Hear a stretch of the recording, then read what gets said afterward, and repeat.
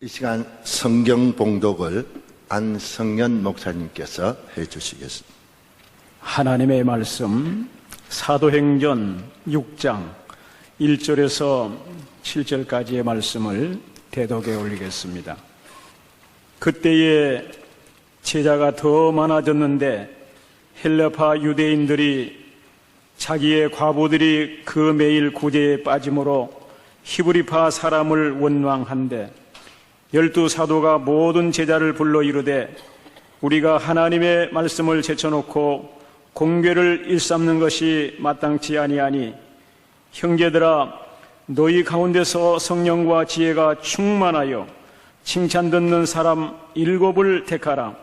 우리가 이 일을 저희에게 맡기고 우리는 기도하는 것과 말씀 전하는 것을 전무하리라 하니 온 무리가 이 말을 기뻐하여 믿음과 성령이 충만한 사람 스데반과 또 빌립과 프로고로와 니가노르와 디몬과 바메나와 유대교에 입교한 안디옥 사람 니골라를 택하여 사도들 앞에 세우니 사도들이 기도하고 그들에게 안수하니라. 하나님의 말씀이 점점 왕성하여 예루살렘에 있는 제자의 수가 더 심히 많아지고 허다한 제사장의 무리도 이 도에 복종하니라. 아멘.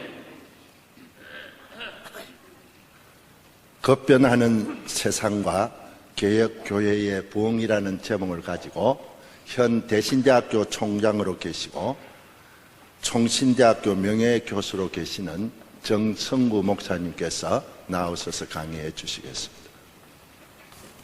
할렐루야. 교단의 어른 되시는 우리 정경 총회장님, 우리 총회장님, 그리고 존경하는 선후배 목사님들, 그리고 주님의 몸된 교회를 지성으로 섬기는 모든 장로님들에게 성삼위 하나님의 은혜와 축복이 함께 하시기를 소원합니다. 지금 우리는 한치 앞을 내다볼 수 없는 혼돈과 무질서 그리고 가치관의 혼란 속에 살고 있습니다. 오늘 기도회를 열고 있는 이 시기는 작년과는 사뭇 다른 환경입니다. 9.11 테러 사건 이후에 미국의 주도 아래 아프간 전쟁과 이라크 전쟁이 일어난 후에 후세인만 체포하면 모든 것이 끝날 것 같았던 전쟁이 최근에는 더 꼬이고 점점 더 격화되고 있습니다. 작년에는 남해안으로 상륙한 태풍 매미로 말미암아 제주와 전남, 경남, 경북, 강원 지역은 상상을 초월하는 재산 피해와 100여 명의 사망자가 생겼습니다. 그런데 아직 그 상처가 아물지 않은 상태에서 이번 기도회로 전국의 목사님들, 장로님들이 이렇게 모였습니다. 얼마 전에는 대통령 탄핵 전국이라는 상상치 못한 일이 일어나고 지난 4.15 총선에서 진보적 세력이 득세하여 한국의 정치적 앞날은 전혀 예측할 수가 없었습니다. 더구나 이번 선거의 변화와 개혁을 요구하는 진보적 사람들이 대거 전면에 나섬으로써 한국 사회에 적지 않은 변화가 예견되고 있습니다. 뿐만 아니라 이런 정치적 좌파 세력과 자유주의적 성향이 한국교회에 어떠한 변화를 몰고 올는지는 지금 이 자리에서 예단할 수가 없습니다. 또 이러한 사회적 분위기가 보수주의 신앙을 표방하는 우리 교회와 성도들에게는 커다란 도전이 아닐 수가 없습니다. 왜냐하면 그 사회적인 보역 갈등이 자칫 교회 안에서도 논쟁의 소지가 될 수 있기 때문에 그렇습니다. 최근 몇 년 동안 구조조정과 명예퇴직 그리고 청년 실업, 신용불량자의 대량 발생은 커다란 사회적인 문제일 뿐만 아니라 그것은 교회의 어려움과도 실제적으로 직결된다는 사실을 우리 모두가 다 아는 일입니다. 지난번 평안북도 용천에서 일어섰던 열차 폭파 사건으로 말미암아 수많은 사람들이 생명을 잃고 수천 명의 부상자와 이재민이 나왔을 때 우리가 여러 방면으로 구호사업도 벌였습니다마는 이것으로 말미암아 북한의 열악한 경제, 빈약한 의료시설의 형편을 더욱 소상하게 알게 됐습니다. 지난번 참사 사건은 참으로 불행한 일인 것은 사실이지만은 앞으로 남북관계 개선의 청신호로 받아질 수가 있습니다. 또 4.15 총선의 결과로 여성의 사회적 진출이 현저히 많아지고 여성의 지위 향상과 리더십이 발휘가 앞으로 목회의 새로운 과제로 떠오를 전망입니다. 이런 새로운 환경 조성으로 우리는 한국교회와 미래에 대해서 함께 고민하며 기도할 제목들이 많아진 것이 사실입니다. 그동안 우리는 교회의 부흥과 성장 그리고 일 중심의 교회를 지향하다 보니 우리 장로교회는 서서히 정체성을 잃어가고 있었습니다. 그러면서도 우리 교회는 뚜렷한 방향이나 목표를 상실해버리고 현상 유지에 급급하고 있는 것이 오늘의 현실입니다.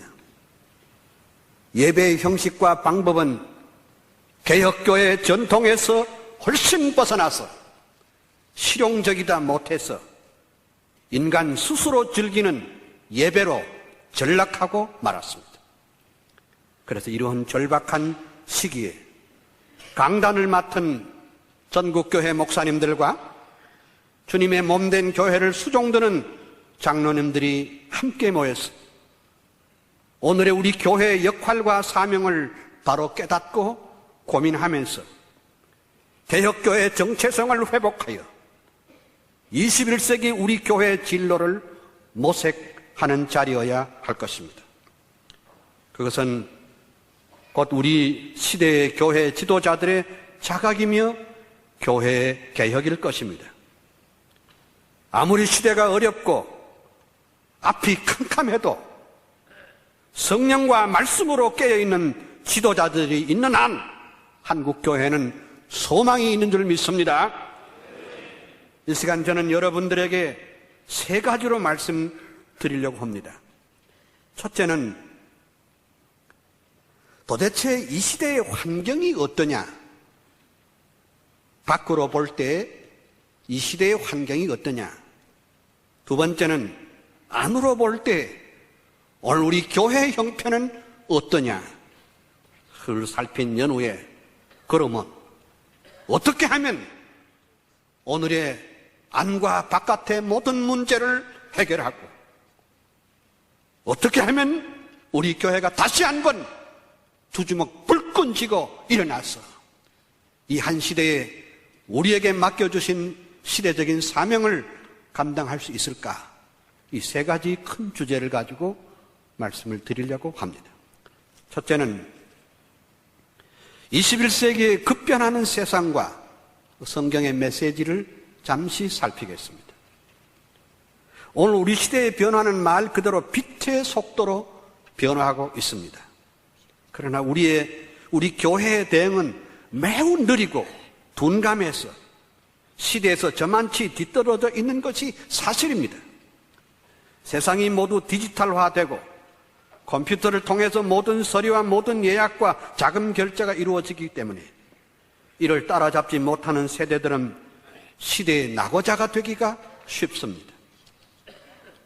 한 예로서 지난 4월 1일부터 고속철이 개통되어 전국이 2시간대로 좁혀져 편리하게 되자 새마을호와 무궁화호가 서서히 퇴조되고 있듯이 사람들은 그 속도를 따라잡느냐 놓치냐에 따라서 명암이 엇갈리고 있습니다.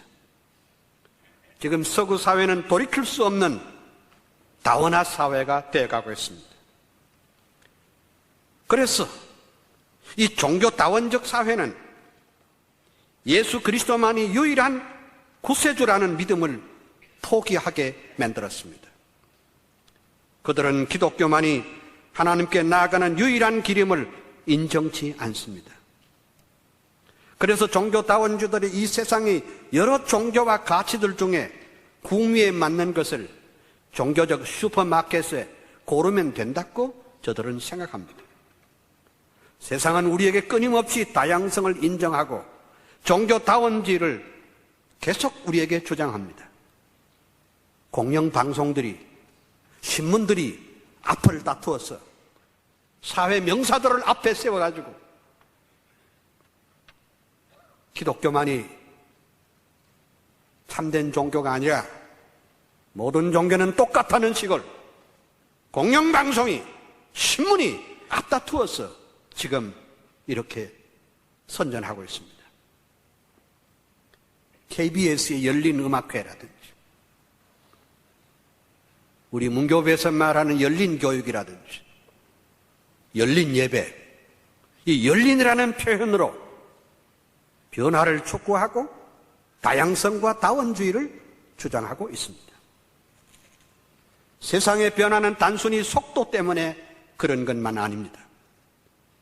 세상은 철저히 세속화되고 도덕적 기준이 없어지고 부패하여 수습 방안을 찾기가 어렵습니다. 그럼에도 불구하고 우리의 확신은 세상이 아무리 엄청난 속도로 변한다고 해도 변치 않는 진리, 곧 하나님의 말씀의 잣대로 세상과 우주와 인생을 보아야 할 줄로 믿습니다. 아무리 엄청난 현대 문화의 충격이 우리에게 몰아쳐도 영원한 진리가 있다는 그 자체가 우리의 소망이며 확신인 줄 믿습니다. 해 아래 새 것이 없다는 말씀처럼 성경 말씀은 그 당시 사람들에게만 주어진 것이 아니라 오늘을 살아가는 우리 모두, 특별히 오늘을 살아가는 우리들에게 주시는 진리로 받아져야 합니다. 로마서 12장 2절에 너희는 이 세대를 본받지 말라고 했는데 도대체 이 세대가 어떻길래 본받지 말라고 했겠습니까? 첫째는 성경이 이르기를 이 세대는 패역한 시대라고 말했습니다. 오늘 우리가 일해야 할 전도와 선교의 현장은 장미동산처럼 아름다운 곳이 아닙니다. 우리가 사는 세대는 척박하고 앞이 보이지 않는 세대입니다. 마태복음 17장 17절에 예수께서 대답하여 가라사대 믿음이 없고 패역한 세대여 라고 했습니다. 사도행전 2장 40절에 베드로는 수천 명의 군중들을 향하여 설교하면서 너희가 이 패역한 세대에서 구원을 받으라 라고 했습니다. 위에서 보는 대로 예수님과 베드로의 메시지는 초대 교회 당시뿐만 아니라 오늘 우리 시대의 특징을 참으로 아주 절묘하게 나타낸다고 할 것입니다. 오늘날은 확실히 패역한 시대입니다. 이 뜻은 오늘의 시대는 불신앙적이고 부도덕적이고 사악하고 뒤틀려진 폐륜화적인 시대라는 말입니다. 말하자면 오늘 우리 시대는 위도 아래도 없고 어른도 스승도 없는 완전히 제멋들의 삶을 사는 시대를 의미합니다. 물론 2차 세계대전 이후에 독립한 나라 가운데 경제적으로 우리나라만 한 곳이 없고 우리만큼 민주화된 나라도 없습니다. 세계교회 그 유래를 찾아볼 수 없을 만큼 우리 교회는 부흥하고 성장한 교회였던 것이 사실입니다. 미국 다음으로 세계에서 선교사를 가장 많이 보낸 나라가 우리 한국교회입니다. 그런데 현재 우리나라에는 OECD 국가 중에 이혼율이 미국 다음으로 많은 나라입니다. 자살률이 세계에서 4번째로 많은 나라입니다. 45분마다 한 사람씩 자살하는 나라. 특별히 최근에는 사회 지도급 인사들이 스스로 목숨을 끊는 비극적인 일들이 계속해서 일어나고 있습니다. 참 아이러니컬하게도 교회 수가 가장 많이 집중한 지역에서 성적 타락이 가장 많은 나라에 우리는 살고 있습니다. 보험금을 타기 위해서 아내를 살해하고 남편을 토막내 죽이는 세상. 젊은이들 일시적으로 향락을 위하여 사람의 목숨을 파리처럼 생각하는 상황에서 도대체 우리 교회는 어떤 대안을 내놓아야 할 것인가? 이것이 우리들의 과제입니다. 문제는 교회가 많아졌고 교인도 많아졌고 예수 잘 믿는 정치가도 많고 예수 잘 믿는 기업가도 많고 예수 잘 믿는 행정가들이 수없이 많은데 어째서 이 세상은 변화가 없는가 하는 것입니다. 세상은 패역한 시대이나 교회는 영적 잠에서 깨어나지 못하고 영적 능력과 경건의 능력을 잃어버렸기 때문에 마치 멀리 밀린 삼손처럼 아무것도 할 수 없는 형국이 오늘 우리 시대입니다. 우리가 세상을 변화시키지 못하니까 결국은 세상이 교회와 성도들을 변화시켜버리고 있습니다. 오늘 우리 시대는 또한 피리를 불어도 춤추지 않는 세대. 마태복음 11장 16절 이하에 누가복음 7장 32절 이하에 이 세대를 무엇으로 비유할꼬? 비유컨대 아이들이 장터에 앉아 제 동물을 불러 가로되 우리가 너희를 향하여 피리를 불어도 너희가 춤추지 않고 우리가 애곡하여도 너희가 가슴을 치지 아니함과 같도다라고 했습니다. 예수님의 이와 같은 시대 진단은 바로 오늘 우리 시대를 정확하게 진단한다고 할 수 있습니다. 예수님은 그의 설교에서 세례 요한 같은 선지자의 메시지에 귀구리지 않는 사람들이 그 얼음장 같은 차디찬 가슴을 책망하고 있습니다. 피를 불어도 춤추지 않는 세대란 오늘날 진리에 대해서는 발바닥처럼 굳어져 무심한 현대인과 아주 비슷하다는 것을 말했습니다. 흔히 우리 시대를 가르쳐서 감성의 시대라고 말합니다. 그러나 실제로 이 감성의 시대란 즐기고 향락적이고 죄 짓는 일에는 감성적이지만은 실제로 믿음을 지키는 데는 얼음장처럼 차디찬 인간들입니다. 요즘 사람들은 웬만한 자극에는 꼼짝도 하지 않습니다. 온갖 스트레스와 허무주의 그리고 냉소주의에 빠져있는 무기력한 현대인의 마음을 사기 위해서 영화도 예술도 교육도 문화도 정치도 더욱 자극적인 것으로 만들고 감성에 호소하고 있습니다. 그래서 세상의 분위기는 계속해서 더욱 자극적인 것을 개발하고 있습니다. 한편 교회도 마찬가지입니다. 예배도 설교도 더욱 자극적이고 더욱 흥미 위주로 가다가 보니까 성경에서 멀어지고 개혁적인 신앙에서 멀어지게 되는 것입니다. 그래서 피리를 불어도 춤추지 않는 이 사악한 시대의 목회는 어떻게 해야 하며 교회는 어떻게 살아남을 것인가? 그것이 우리의 과제입니다. 오늘날 사람들은 가슴 치며 회개하는 일도 없고 자기 죄를 위해 고민하거나 애통하는 것이 사라지고 있습니다. 이제는 기도원이 안 되고 있습니다.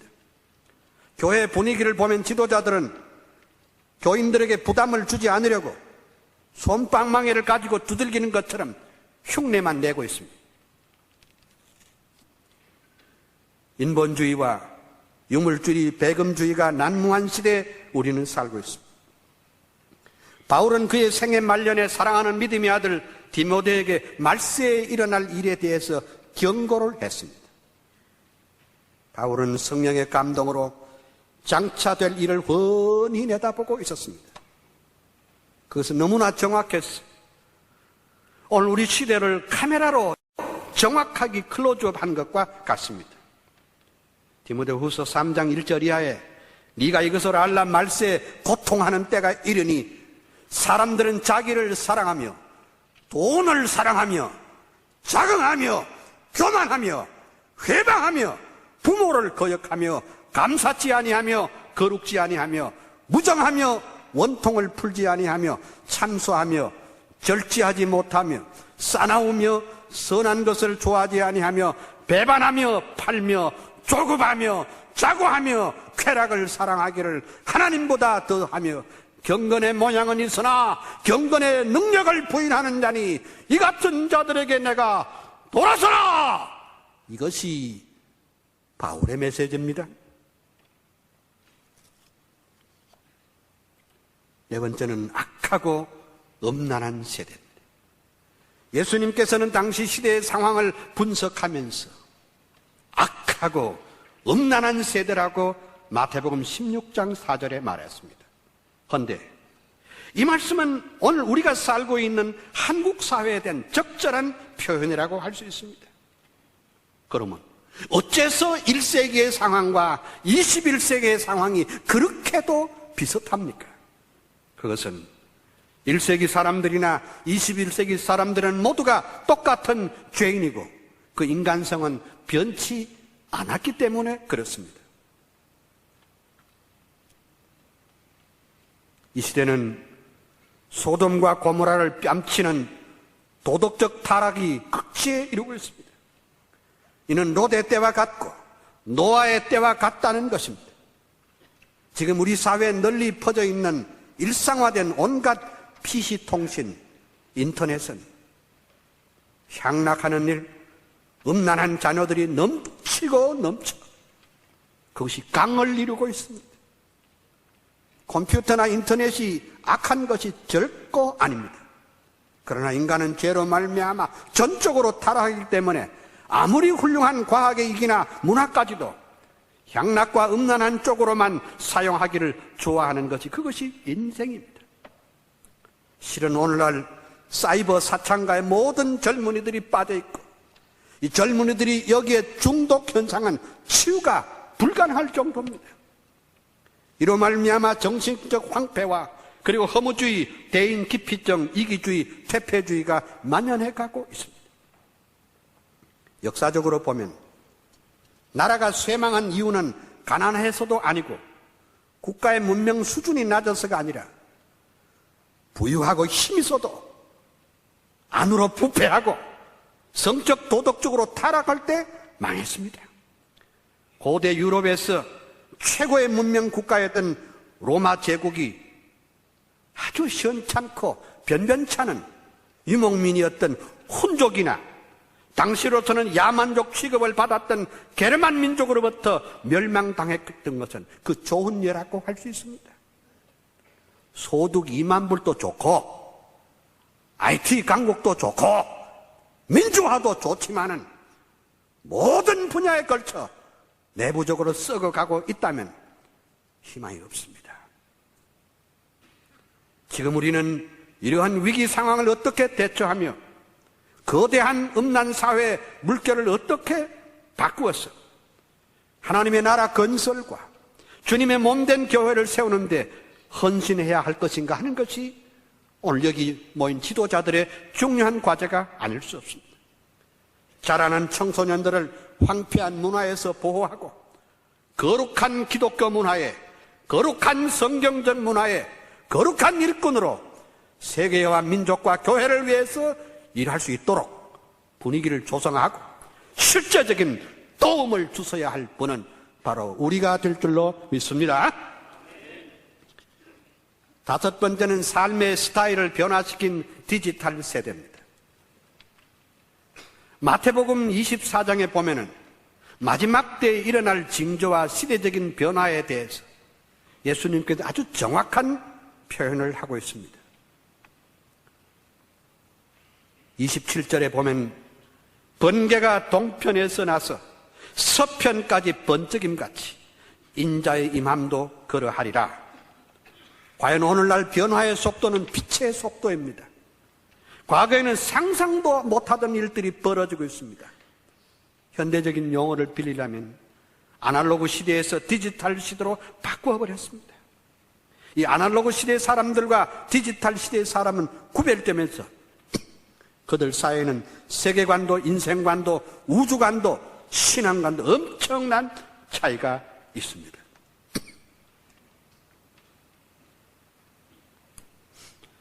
정보화 사회의 여러 가지 장점에도 불구하고 역기능으로서 고도화된 인간, 고립화된 인간, 탈인간화, 비인간화, 사생활의 침해, 의사소통, 구조의 왜곡 등 엄청난 부작용이 인간의 세계관과 또 가치관이 변해버렸습니다. 사탄은 현대 문화와 현대 문명을 최대한 활용하면서 그의 왕국을 서서히 확대해가고 있습니다. 우리는 사탄 문화가 더 이상 잠식하지 못하도록 경건한 문화를 세워가는 일에 우리 모든 영향을 기울여야 할 줄로 믿습니다. 바로 이런 새로운 환경 속에서 교회는 어떤 선교적 과제를 가지고 새로운 역사 창조의 기틀을 만들 것인가 하는 것이 우리의 중요한 관심사라고 할 수 있습니다. 자, 그러면 교회는 어떠냐? 첫째로 오늘 우리 교회는 교회의 부흥과 성장이 중단이 됐습니다. 벌써 10년 동안 한국교회는 부흥과 성장이 이루어지지 않고 있습니다. 우리 목회자들이 불같은 열정으로 주 앞에 무릎 꿇어 기도하고 최선을 다하고 있지만은 몇몇 힘있고 능력 있는 교회만 부흥될 뿐입니다. 대부분의 교회가 성장되지 않고 답보 상태에 있는 그 자체가 우리 목사들에게는 커다란 짐이며 스트레스이며 컴플렉스이기도 합니다. 마치 중병에 걸린 환자가 용하다는 의사를 다 찾아가 보지만은 건강에 좋다는 온갖 음식을 이것저것 먹어보기는 하지만은 효과를 얻지 못하는 것처럼 여기저기 온갖 세미나에 교회 성장 비법을 배워도 실제로는 열매가 없기 때문에 늘 낙심하는 것이 우리 목회자들입니다. 최근 교회 성장에 중단된 이유는 교회가 세상을 향한 모범이 되지 못하고 빛의 역할도 소금의 역할도 하지 못하기 때문이라는 것이 공통된 의견입니다. 오늘의 교회는 현실 문제에 안주하면서 선지자적 메시지를 잃어버렸습니다. 우리 교회는 복음의 역동성을 잃어버렸고 전도의 의욕을 상실해버렸습니다. 상대적으로 가톨릭이나 불교는 대사회 문제에 적극 대처하면서 리더십을 발휘하고 있습니다. 한국교회는 끊임없는 분열과 분쟁, 그리고 도덕적인 비난과 세속주의와 만모니즘과 결탁함으로써 전도의 문이 이제 꽉 막혀 버렸습니다. 지금 우리 교회는 7,000교회가 넘는다고 하지만은 300명 이상 모이는 교회는 실제로 7%에 불과합니다. 약 500교회 정도가 있습니다.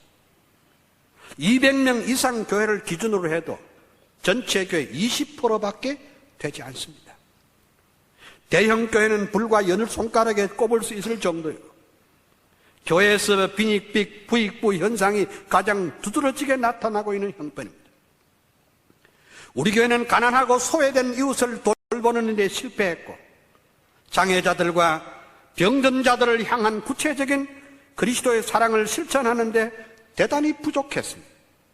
그리고 교회는 젊은이들의 꿈과 비전을 주지 못하고 있고 농촌교회는 인구의 도시화 집중으로 농업 인구가 줄어들고 경제적으로 자립이 어려워져 점점 피폐하고 있는 실정입니다. 실제로 우리 교단만 하더라도 농촌교회는 그저 20명 전후가 거의 전부입니다. 그러니 연약한 농어촌교회 목회자들이 노후 대책은 거의 없는 거나 마찬가지입니다. 대도시 몇몇 교회들의 부흥을 마치 우리 교단의 부흥으로 생각해서는 곤란합니다. 한국교회연합회 통계에 의하면 최근 2, 3년 동안 20만에서 50만의 교인이 줄어들고 있다는 보고가 있었습니다. 부흥도 멈추고 영적 성장도 멈춘 우리 교회, 어떻게 이 거대한 영적인 동력을 불어넣을 수 있습니까? 이것이 우리 교회의 우선적인 과제입니다. 두 번째는 한국교회 고령화 사회입니다. 지금 한국 사회는 65세 이상의 노인이 전체 인구의 7.3%이고 2030년에는 19.3%에 이를 전망입니다. 이는 국민 5명 중에 1명이 노인이라는 말입니다. 우리나라는 2022년부터 완전히 고령사회가 됩니다. 성경은 노인을 축복받는 존재로서 존경과 공경과 사랑의 대상이요 지혜의 상징이며 하나님의 소명을 받은 존재라고 가르칩니다. 그런데 현실은 노인은 소외 대상이 되고 경제적, 정신적, 육체적 건강의 약자로서 한쪽 구석으로 내몰리고 있습니다. 교회는 노인에 대하여 동정적이거나 시혜적 차원에서 볼 것이 아니라 제도적으로 시스템으로 노인 목회에 대한 새로운 이정표를 만들어 가야 할 줄로 믿습니다. 우리 한국은 최근에 가장 빠르게 고령화 사회로 변화하고 있습니다. 고령화 사회가 되면서 노동 인구의 급격한 감소가 커다란 사회적인 이슈가 되고 있습니다. 젊은이들이 점점 줄어들고 있습니다.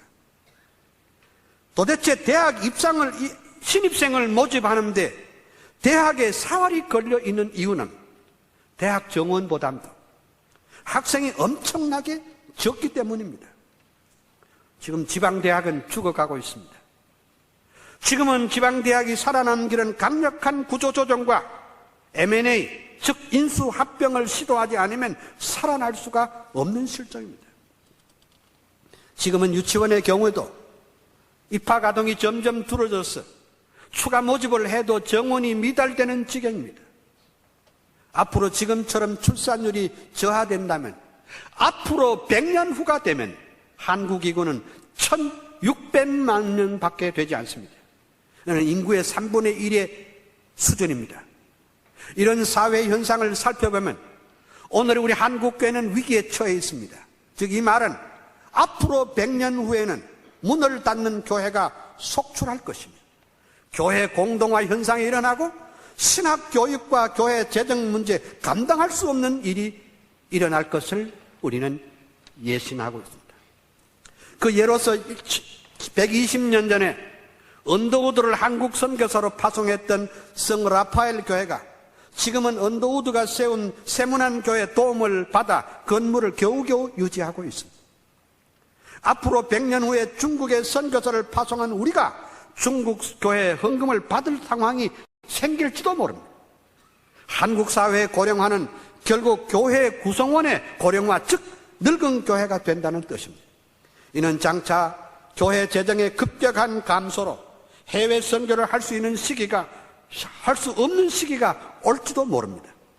일할 때 일하지 아니하면 일할 수 없는 밤이 온다는 것입니다. 이런 현상은 대도시에서 1시간만 차를 타고 나가면 농촌계 현실을 보면 우리는 금방 알 수가 있습니다. 세 번째는 한국교회와 세속화 문제입니다. 한국교회는 지금 세속화에 크게 달았습니다. 그 세속화라는 말은 인간의 욕구와 욕망 충족을 미덕으로 삼고 있으며 원리나 원칙도 없습니다. 더구나 윤리나 도덕의 기준도 없으며 감정이 이끄는 대로 가는 자유주의적인 세계관을 갖고 있습니다. 그런데 오늘의 우리 교회들이 부흥이란 미명 아래서 세속주의 현상을 그대로 답습하고 있는 것이 문제입니다. 예컨대 예배의 세속화, 설교의 세속화, 교육의 세속화, 교회 정치의 세속화, 교회 행정의 세속화 등 교회 전반에 걸친 세속화가 교회의 부흥과 성장을 가로막고 진리운동과 역행하고 있음을 우리는 알 수 있습니다. 한국교회 세속화는 이대로는 안 됩니다.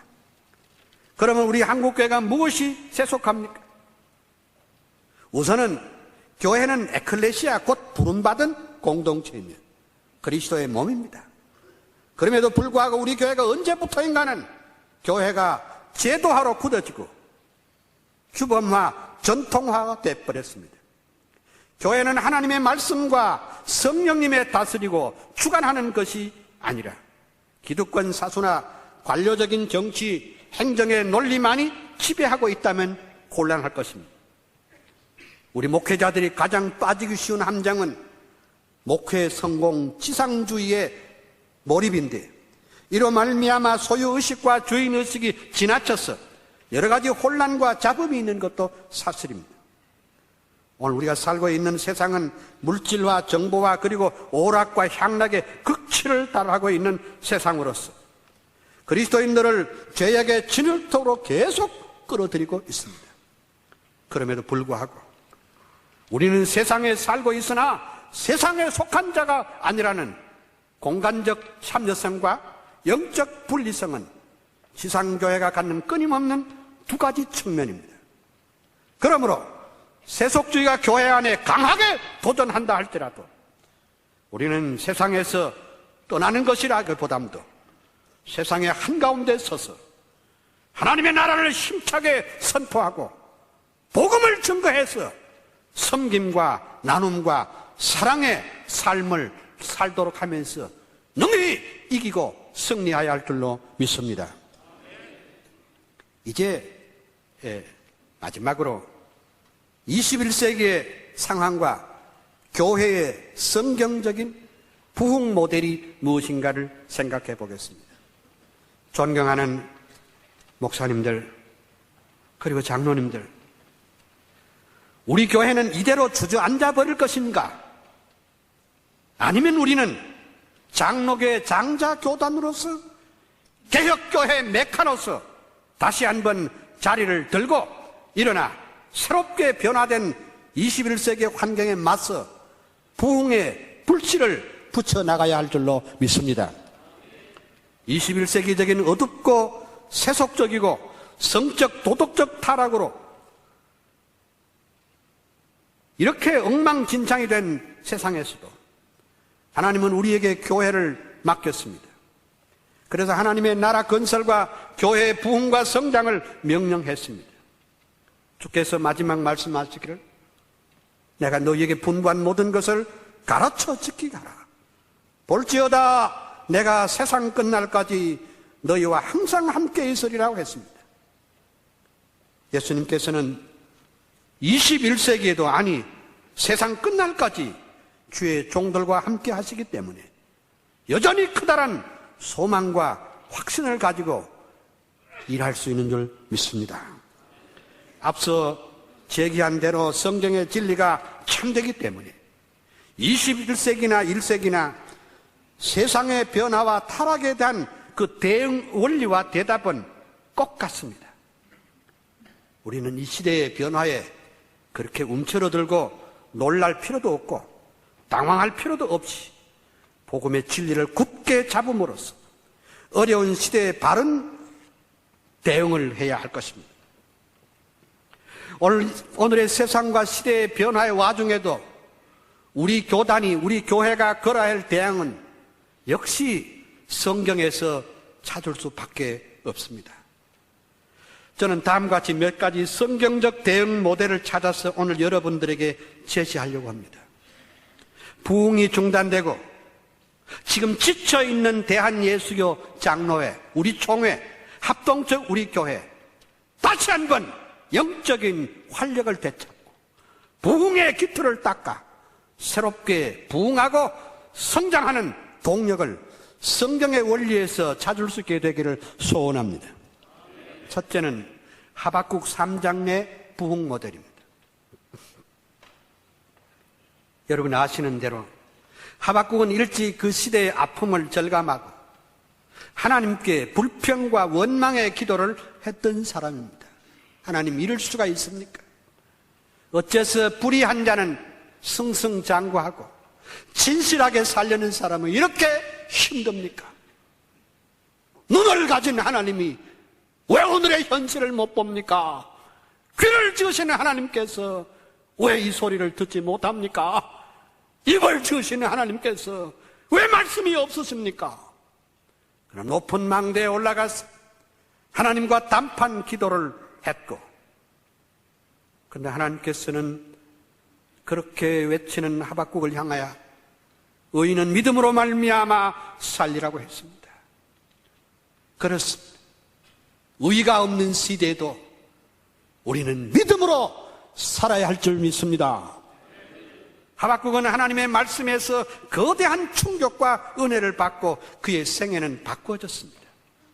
그리고 하박국은 하나님께 엎드려 부흥을 갈구했습니다. 그러면서 그는 부흥의 방법으로서 하나님의 말씀에 놀랐을 때 진정한 부흥이 온다는 것을 선포했습니다. 여호와여, 내가 주께 대한 소문을 듣고 놀랐나이다. 여호와여, 주는 주의 일을 이 수년 내에 부흥케 하소서. 이 수년 내에 나타내시옵소서. 진노 중에라도 긍휼을 잊지 마소서. 하박국은 하나님의 말씀을 듣고 깨달았습니다. 그래서 의심과 좌절과 불평의 사람이 변하여 오직 여호와는 그 성전에 계시니 엄천하는 그 앞에서 잠잠할지니라. 그러면서 그는 주께 대한 소문을 듣고 놀랐다고 했습니다. 참된 부흥이 뭘까요? 참된 부흥의 원동력은 하나님의 말씀에 놀랐을 때만이 참된 부흥이 이루어질 줄로 믿습니다. 이 위대한 진리는 오늘날도 다르지 않습니다. 개인도 교회도 국가도 하나님의 말씀에 충격에 놀랐을 때 참된 부흥은 가능한 줄 믿습니다. 그리고 하박국은 그 부흥이 하나님의 주권 가운데 하나님의 능력으로 되어진다는 것을 말씀했습니다. 그리고는 그 부흥의 내용은 주의 일이 되어야 한다고 했습니다. 그는 바로 깨달았습니다. 말씀의 충격이 그에게 올 때 참된 부흥이 무엇인지를 깨달았습니다. 오늘날 흔히 이해하는 대로 인간적인 성공이나 물질적인 부여나 외부적인 성장만이 부흥이 아니라 하박국은 깨닫기를 주의 일이 부흥되기를 소원했습니다. 주의 일이 뭡니까? 말씀 운동이 부흥되기를 소원합니다. 성령 운동이 부흥되기를 소원합니다. 선교의 운동이 부흥되기를 소원합니다. 하나님께 영광을 돌리는 부흥 운동이 이루어지기를 소원합니다. 이런 뜻입니다. 부흥의 의미를 잃어버리고 외형적인 숫자 중심의 부흥에만 매달리는 오늘 우리 교회에 새로운 방향을 제시하고 있습니다. 이 수년 내에 부흥케 해달라니 2, 3년 만에 부흥해달라는 그런 뜻은 아닙니다. 이 성경이 본 뜻이 주석가 랑게의 해석처럼 하나님의 적절한 때를 의미한다고 했습니다. 부흥도 하나님의 주권 아래 있음을 선포합니다. 그리고 그 부흥의 최종 목적은 찬송이 세계에 가득하도록 하는 선교적인 확장으로 이어져야 한다는 것입니다. 옳습니다. 하나님의 영광과 찬송이 세계에 가득하도록 하는 것이 이것이 참된 부흥이며 하나님의 영광과 찬송이 온 세계에 미치도록 해야 진정한 선교이며 부흥인 줄 믿습니다. 일찍이 요한 칼빈은 이사야 주석에서 교회의 부흥과 성장을 염원하면서 다음과 같이 말했습니다. 교회가 짙은 어둠과 무덤 속으로 내몰린다고 할지라도 우리는 항상 교회의 부흥에 대한 밝은 소망을 품어야 한다라고 말했습니다. 칼빈은 또 말하기를 목사라는 대행자를 통하여 교회의 부흥을 장려하시는 분은 오직 하나님이시다라고 말했습니다. 오늘처럼 어둡고 힘든 시대일수록 부흥의 고삐를 늦추지 말고 힘있게 달려갈 줄 아는 우리 모두가 되기를 소원합니다. 두 번째는 사도행전 6장 모델입니다. 사도행전 6장 모델에서 참된 교회의 부흥과 교회의 정체성을 지켜나감에 있어서 필수적인 것이 무엇이냐? 기도하는 것과 말씀 전하는 것을 전무하다 하는 교회라고 말했습니다. 예루살렘 교회도 언제나 은혜롭고 충만한 교회는 아니었습니다. 오순절 성령 강림을 체험하고 태어난 예루살렘 교회는 처음에는 아주 은혜롭고 말씀 충만, 은혜 충만한 교회였습니다.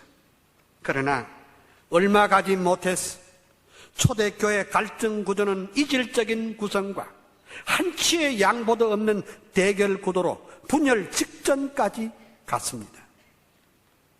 그때 사도들이 모여서 총회를 열고 가결했습니다. 우리가 하나님의 말씀을 제쳐놓고 공회를 일삼는 것이 마땅치 아니하니? 라고 함으로써 교회가 살아남는 유일한 방법은 어떤 경우에도 하나님의 말씀을 바로 선포하는 것이 최우선임을 선포한 줄 믿습니다. 뿐만 아니라 사도행전을 기록한 누가는 당시 상황을 아주 적절하게 개요하기를 하나님의 말씀이 점점 왕성하여 예루살렘에 있는 제자의 수가 더 심히 많아지고 라고 했습니다. 하나님의 말씀이 널리 그리고 옳게 증거될 때 교회가 내적으로 외적으로 부흥된다는 이 메시지는 21세기에도 여전히 살아있는 말씀이고 여전히 참된 부흥의 원리인 줄로 믿습니다. 우리가 여기서 개혁교회의 예배 회복이 요구됩니다. 편의주의와 실용주의적인 열린 예배는 미국의 국적 없는 자유교회의 예배 형식일 뿐 세계 개혁교회 어디에도 이런 예가 없습니다. 교회 부흥이 아무리 좋아도 즐기는 예배가 아니라 말씀 중심의 영광의 예배, 개혁주의 예배 확립이 있어야 할 것입니다. 세상이 아무리 어둡고 혼탁하여도 세속주의 운동이 지배해도 교회가 교회다워야 부흥을 유지할 수가 있습니다. 그것은 어떤 경우에라도 기도하는 것과 말씀 증거를 하는 것을 전무하는 지도자가 진정한 목회자일 것이며 기도와 말씀 증거를 전력 투구하는 교회만이 이 마지막 시대에 살아남을 수 있는 교회일 줄로 믿습니다. 세 번째 마지막입니다. 시편 67편 모델입니다. 21세기가 교회가 진정으로 부흥하는 교회가 되려면 교회 자체를 아주 완전히 선교하는 교회 구조로 바꿔버려야 합니다. 진정한 선교의 의미와 방법을 제시한 것이 시편 67편에 나와 있습니다. 시편 67편은 구약의 대표적인 선교 시편입니다. 선교는 신약에서 처음 시작된 것이 아니고 벌써 구약 성경 전체의 흐름 속에 나타나 있습니다. 그런데 시편 67편은 구약의 선교 사상을 핵심적으로 잘 요약하고 있습니다. 이 성경 구절은 매 구절마다 위대한 선교 사역의 의미와 방법을 너무나 명쾌하게 아름답게 지적하고 있습니다. 선교는 하나님의 긍휼에 기초한 것이며 주의 도를 땅 위에 주의 구원을 만방 중에 알리는 것이 선교라고 정의했습니다. 우리가 생각하기를 선교는 교회의 사역이라고 하는 분들이 있습니다. 그러나 실은 선교는 하나님의 사역입니다. 선교의 명령자이고 선교의 동력을 부여하신 분은 하나님이십니다. 즉 하나님이 인간을 향하신 긍휼과 사랑의 구원의 계획이 없었으면 선교라는 말도 없었고 선교할 수도 없습니다. 선교의 참된 의미를 시편 67편에는 너무나도 명쾌하게 제시하고 있습니다. 하나님이여 민족들로 주를 찬송케 하시며 모든 민족으로 주를 찬송케 하소서라고 했습니다. 결국 교회의 존재의 의미 곧 선교의 의미는 이 지구상에 있는 모든 민족들이 여호와의 영광을 찬양하도록 해야 하기 때문에 선교하는 줄 믿습니다. 하나님은 유대인만을 통해서 영광과 존귀와 찬양을 받으시는 것이 아니라 땅 위에 있는 모든 족속, 모든 민족을 통하여 영광을 받으셔야 하기 때문에 선교하는 것입니다. 하나님은 대한민국 성도들을 통해서만 영광 받기를 원하시는 것이 아닙니다. 하나님은 북한의 성도들을 통해서도 영광 받으시기를 원하십니다. 그래서 북한 선교하자는 것입니다. 하나님은 아프리카 사람들을 통해서도, 하나님은 에스키모 사람들을 통해서도 영광을 받으시기를 원합니다. 그래서 선교해야 하며, 선교가 하나님의 명령이므로 교회 구조 자체를 선교하는 구제로 바꾸어야 21세기에 이렇게 힘든 목회에도 살아남는 교회가 될 줄로 믿습니다. 또 여기 말하기를 하나님이 우리에게 복을 주시리니 땅의 모든 끝이 하나님을 경외하리로다 했습니다. 교회는 땅끝까지 이르러 복음을 증거해야 하는데 선교하는 자는 복을 받고 복 받는 자는 반드시 땅의 끝을 향하여 선교적인 사명을 감당해야 한다는 것입니다. 오늘날 국지적이고 자신들의 깃발만을 세우려는 우리들에게는 경종의 메시지가 아닐 수 없습니다. 21세기의 교회는 교회 구조 자체를 선교하는 교회 구조로 완전히 전환해야 합니다. 선교는 단지 교회의 사업이 아니고 잉여 물질을 해외에 진출하는 것이 아니고 선교는 바로 성삼위 하나님의 뜻이며 성경의 구조라는 사실을 잊지 마시기를 소원합니다.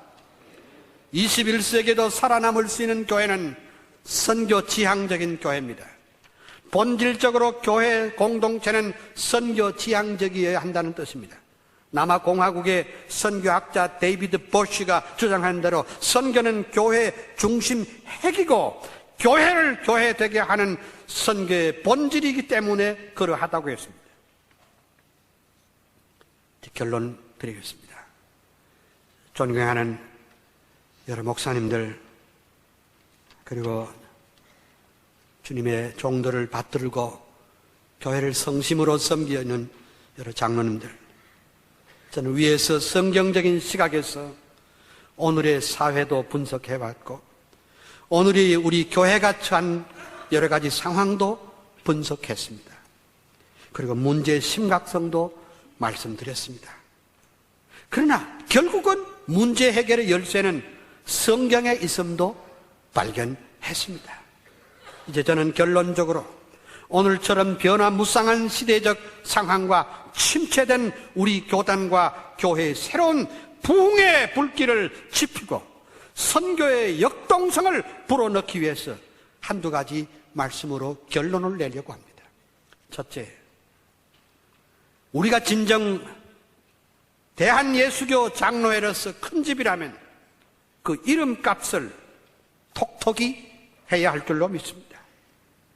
다시 말하자면 우리 이름에 걸맞는 우리 교단의 정체적 확립과 리더십을 확실히 발휘해야 할 줄로 믿습니다.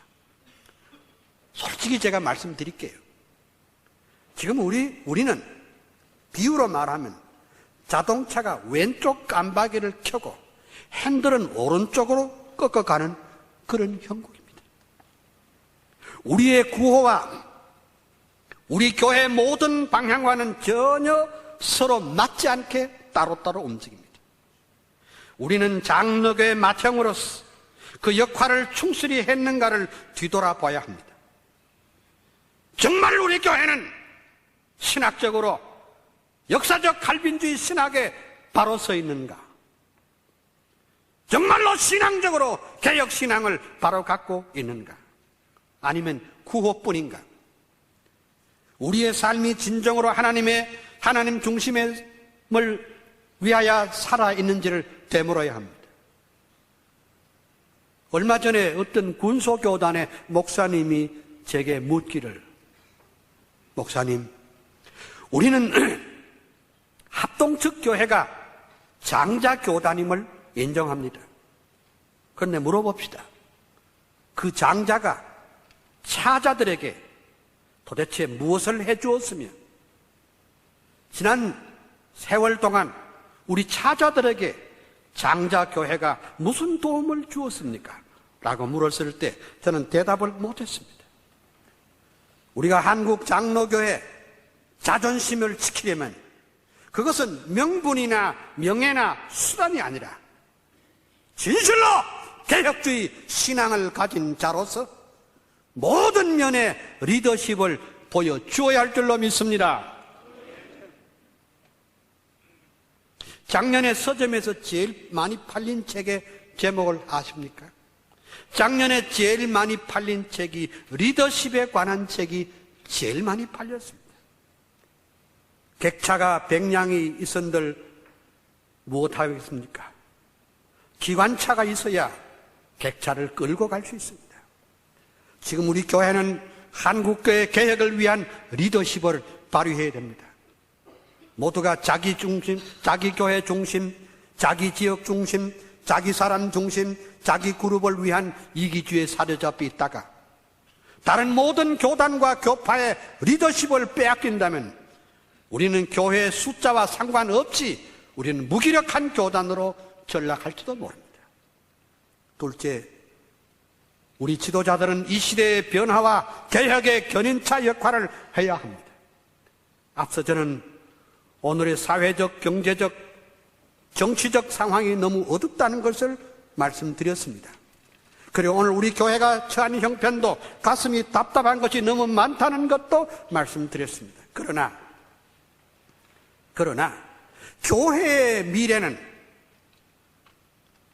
우리가 개척하고 일구어가고 부흥시켜야 할 과제이지 포기하거나 책임을 회피해서는 안 된다고 믿습니다. 최근 우리나라의 화두는 변화와 개혁입니다. 차라리 이것은 우리가 정치권의 그것보다도 훨씬 앞서 부르짖어야 했습니다. 그런데 문제는 같은 변화와 개혁이라는 말도 우리가 쓰는 말의 의미와 정치권의 그것과는 사뭇 다릅니다. 로마서 12장 2절에 너희는 이 세대를 본받지 말고 오직 마음을 새롭게 함으로 변화를 받아 하나님의 선하시고 기뻐하시고 온전하신 뜻이 무엇인지 분별하도록 하라고 했습니다. 변화에는 두 가지가 있습니다. 세속주의적인 변화입니다. 그것은 낙관주의적인 세계관으로서 이 세상의 물질이 고루고루 분배가 되고 세상의 모든 제도를 개선하고 민주화 과정을 거치면 이 땅에 유토피아를 건설하겠다는 신막수주의적인 변화입니다. 끝도 한도 없이 이런 식으로 변화해 나가자는 겁니다. 그러나 우리가 추구하는 변화는 그런 것이 아니라요. 오늘 성경이 말하는 변화는 그런 것이 아닙니다.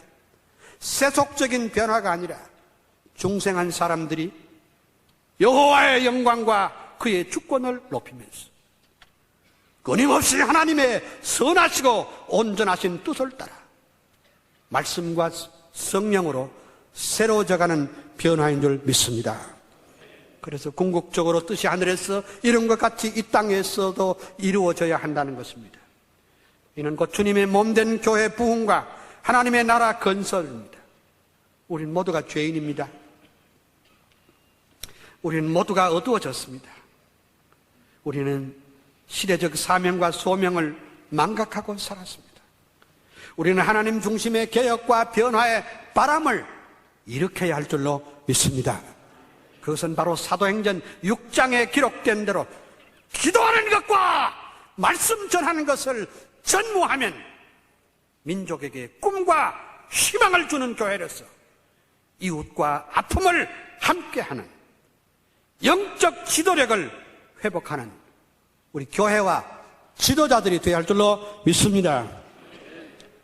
구원의 즐거움을 회복하십니다.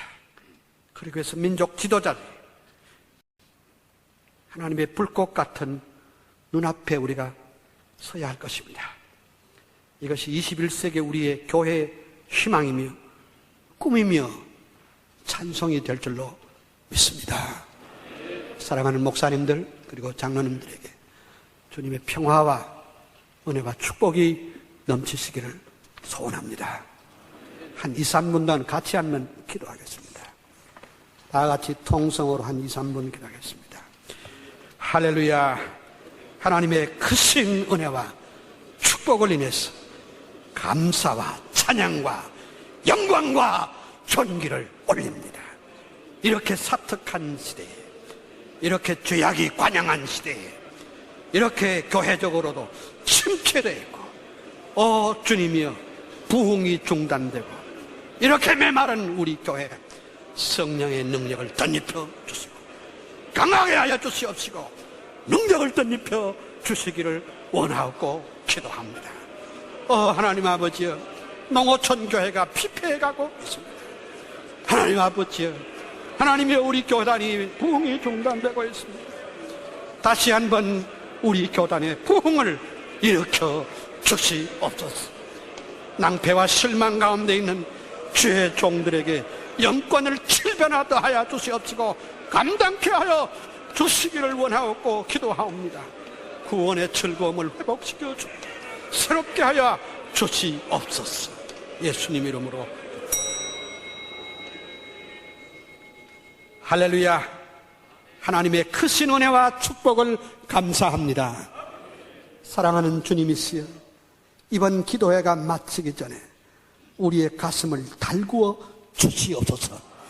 구원의 즐거움을 회복시켜 주시옵소서. 특별히 농어촌에서 눈물과 땀을 바쳐 수고하는 우리 목사님들, 장로님들을 위로하여 주시옵소서. 주님의 제단에 붓들을 붙들고 눈물로 호소하는 모든 전국의 목사님들, 장로님들을 위로하여 주옵소서. 두 주먹 부르륵 끈쥐고 이 한 시대의 시대적 사명을 감당케 하여 주시옵소서. 말씀과 성령으로 날마다 새롭게 변화되게 하여 주시옵소서. 어떤 환경이 와도 주님의 십자가 힘있게 붙들고 걸어갈 줄 아는 이 장자 교단으로서의 자존심을 지키는 우리 교단 되게 하여 주시옵소서. 예수님 이름으로 기도합니다.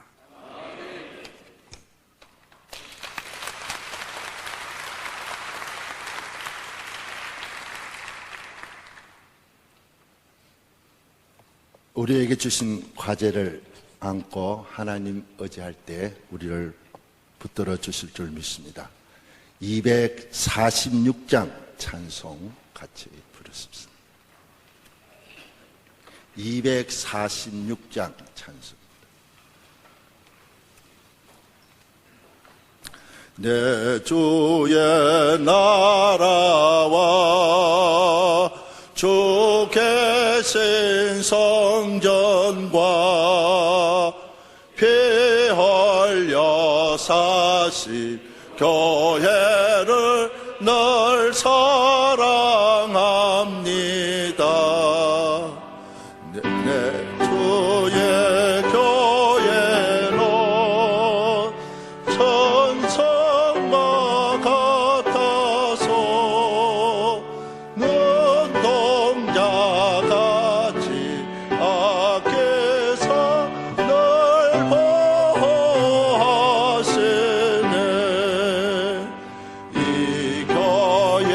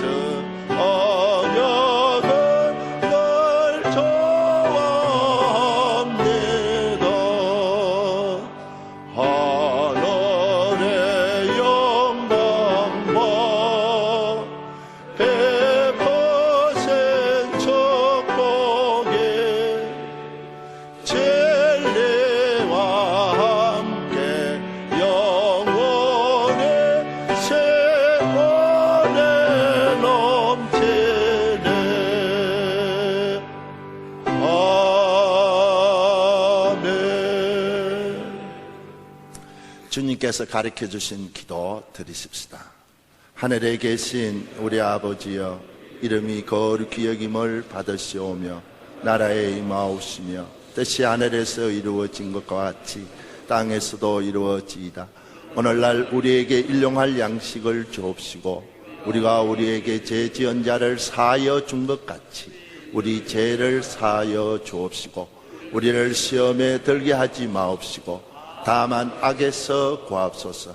대개 나라와 근세와 영광이 아버지께 영원히 있사옵나이다. 아멘.